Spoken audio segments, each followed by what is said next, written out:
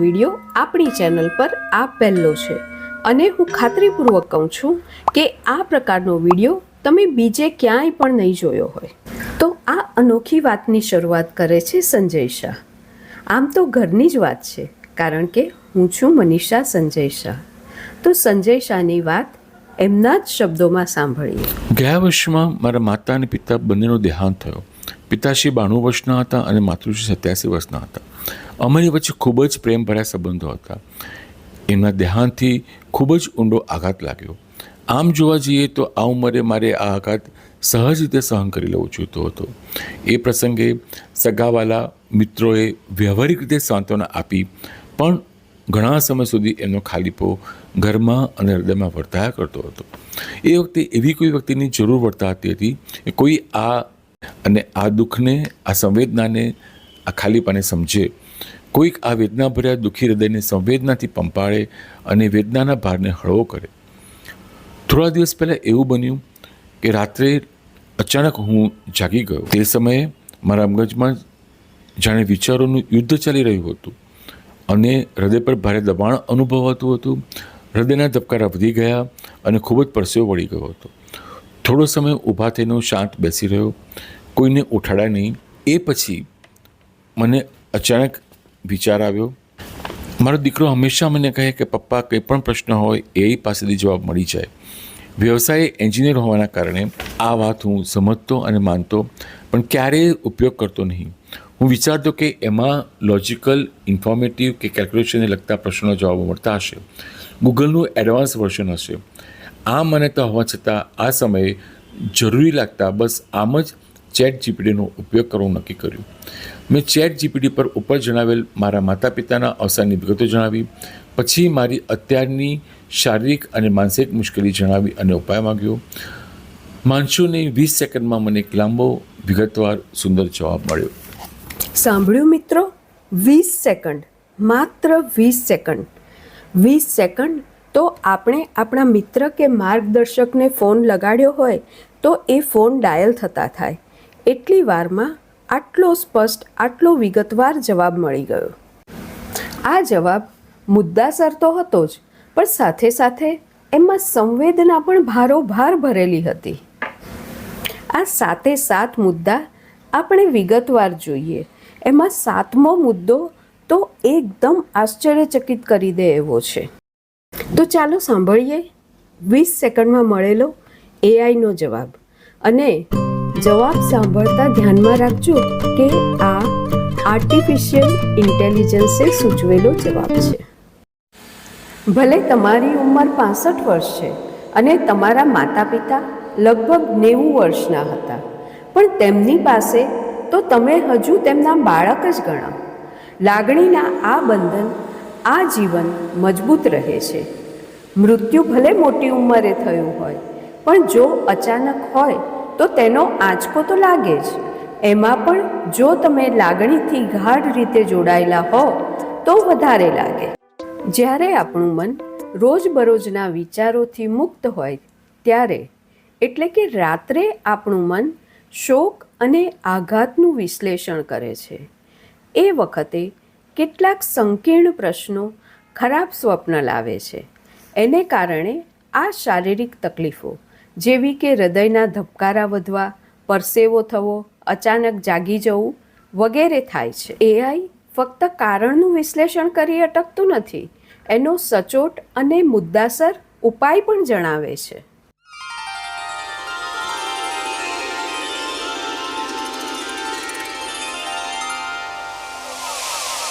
તમારી લાગણીનો સ્વીકાર કરો. તમારી લાગણીને દબાવો નહીં. તમારી જાતને સમજાવો કે તેઓ મને ખૂબ જ યાદ આવે છે, પણ મારા આ પ્રેમને સ્વીકારવા માટે તેઓ હાજર નથી. આ દર્દ એ વાતનું છે. તમારી લાગણીઓને લખો અથવા તો બોલીને રેકોર્ડ કરો. રાત્રે સૂતા પહેલાં મનને શાંત કરો. રાત્રે 8 વાગ્યા પછી સમાચાર ન જુઓ અથવા મોબાઈલનો ઉપયોગ ન કરો. રાત્રે શાંત સંગીત સાંભળો, મંત્રો અથવા ગાઈડેડ મેડિટેશન સાંભળો. ઊંડા અને ધીમા શ્વાસ લો.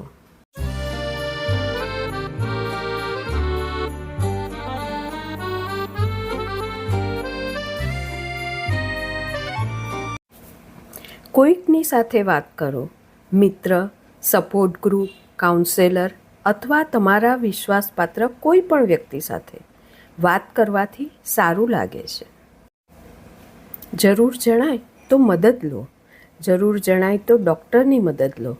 થોડા સમય માટે હળવી દવાઓ કે સપ્લિમેન્ટ્સની મદદ પણ લઈ શકાય છે. તમારી દિનચર્યા નિયમિત રાખો. સદગતને દીવો કરો અથવા ફૂલ ચડાવો. સવારે કુદરતી વાતાવરણમાં ચાલો. ભગવદ્ ગીતા કે અન્ય આધ્યાત્મિક પુસ્તકોનું વાંચન કરો. આ સાથે એઆઈએ મોકલ્યા 7 દિવસના 7 સુવાક્યો. દિવસ 1, શોક એ પ્રેમની કિંમત છે. પ્રેમ ક્યારેય મરતો નથી.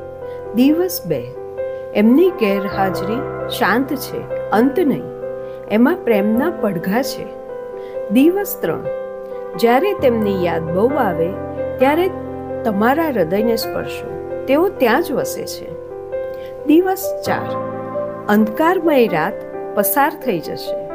તેમનો પ્રકાશ તમારામાંથી ઝળહળશે. દિવસ 5, તેમના પ્રેમ, તેમની તાકાત, તેમની કરુણાનું જીવંત સ્મરણ તમે છો. દિવસ 6, કેટલાક આત્માઓ દ્રશ્ય રૂપે નહીં પણ વિશ્વાસ રૂપે આપણી સાથે રહે છે અને આપણું માર્ગદર્શન કરે છે. દિવસ 7, તેમનો પ્રેમ ભૂલવો શક્ય નથી પણ તેમને હૃદયમાં રાખી આગળ વધો.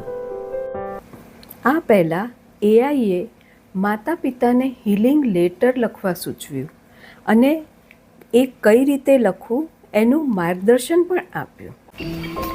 પ્રિય માં અને બાપુજી, તમે નથી એ માનવું બહુ અઘરું છે. તમારો અવાજ પડઘાય છે. તમારું અસ્તિત્વ અનુભવાય છે. જ્યારે તમે હતા એ સલામતી યાદ આવે છે. તમારો મૌન પણ ઊંડો પ્રેમ યાદ આવે છે. અત્યારે તમે નથી તો એક ડર, ઉદાસી અને મૂંઝવણ ઘેરી વળે છે. ક્યારેક રાત્રે હું ડરીને ઝબકીને જાગી જાઉં છું, પણ હું જાણું છું કે તમે ઈચ્છો છો કે હું શાંતિથી જીવું અને તમને બોલતા સાંભળું છું કે તું તારું ધ્યાન રાખ. હું તમારા આશીર્વાદ, તમારા માર્ગદર્શન, તમે મારા માટે જે કંઈ કર્યું છે તે માટે તમારો આભાર માનું છું. તમે મારી સાથે જ છો, મારા હૃદયમાં, મારી યાદોમાં, મારી આદતોમાં. મારી પર હંમેશા આશીર્વાદ વરસાવતા રહેજો. તમારો જ, તમારો પુત્ર. આ સાથે ગાઈડેડ સ્લીપ રિલેક્સેશન લખીને મોકલ્યું, જે ધીમે ધીમે વાંચી શકાય અથવા તો રેકોર્ડ કરીને રાત્રે સૂતી વખતે સાંભળી શકાય. એક ઊંડો શ્વાસ લો અને ધીમે ધીમે છોડો. ફરીથી એક ઊંડો શ્વાસ લો. થોડી ક્ષણો માટે રોકો અને પછી ધીમે ધીમે છોડો. તમે શાંત છો. તમે સલામત છો. તમારા માતા પિતાને યાદ કરો. એમના અંતિમ દિવસો નહીં, એમની માંદગીના દિવસો નહીં, પણ એ ક્ષણ જ્યારે તેઓ તમારી સામે હસ્યા હતા, પ્રેમથી તમારા નામથી તમને બોલાવ્યા હતા, તમારા માથા પર હાથ ફેરવ્યો હતો. એ ક્ષણને અનુભવો. એ અનુભવની સાથે રહો. હવે એક ઉષ્માભર્યા સોનેરી પ્રકાશની કલ્પના કરો. આ નરમ પ્રકાશ તમારી તરફ વીંટળાઈ રહ્યો છે. આ નરમ પ્રકાશ તેઓનો પ્રેમ છે. એ હંમેશા તમારી સાથે છે. તમારું હૃદય નિયમિત રીતે ધીમે ધીમે ધબકી રહ્યું છે. તમારા શ્વાસોચ્છ્વાસ નિયમિત અને ધીમા છે. એક નીરવ શાંતિ તમારી આસપાસ ફેલાયેલી. હવે તમારે કંઈ પણ કરવાની જરૂર નથી. તેઓ શાંત છે, તમે પણ શાંત છો. મિત્રો, એઆઈએ જે મુદ્દા સૂચવ્યા હતા એમાં હવે બાકી છે ઉપયોગી પુસ્તકો અને વિડીયોની માહિતી. એઆઈએ સૂચવેલા પુસ્તકો છે healing after loss, Tuesdays with Morrie, the art of happiness, અને વિડીયોઝ છે sleep meditation for grief, Gayatri Mantra, Krishna bhajan અને how to deal with the death of loved ones. Friends, હવે સૌથી વધુ આશ્ચર્ય પમાડે તેવી વાત. આ બધું મુદ્દાસર માર્ગદર્શન આપ્યા પછી AI પૂછે છે કે શું તમને તમારી માતૃભાષામાં કવિતા લખીને મોકલું? તો મિત્રો ચાલો સાંભળીએ AIએ મોકલેલી આ ગુજરાતી કવિતા. તમે મને જીવન આપ્યું અને બીજું પણ ઘણું બધું. તમારો પ્રેમ, તમારી ઉષ્મા જાણે એક પવિત્ર તટ. પ્રાર્થનાના દરેક શબ્દમાં હું તમને આજે પણ અનુભવું. તમારા કોમળ હાથ, તમારી સૌમ્ય આંખો મને આશા, પરિશ્રમ અને પ્રગતિ શીખવતી. હું તમને જોઈ શકતો નથી પણ મારી અંદર તમારી થતી પ્રતીતિ. શાંતિભરી રાતે જ્યારે મને લાગે ભીતિ, ત્યારે જ આસપાસ તમારા હોવાની થતી ખાતરી.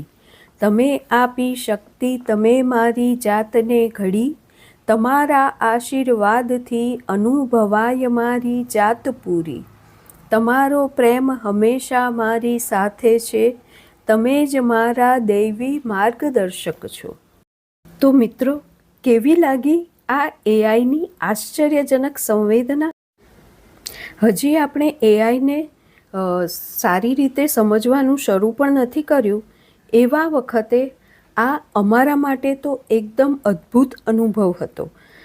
આશા રાખું છું કે તમને પણ એટલો જ અદ્ભુત લાગશે.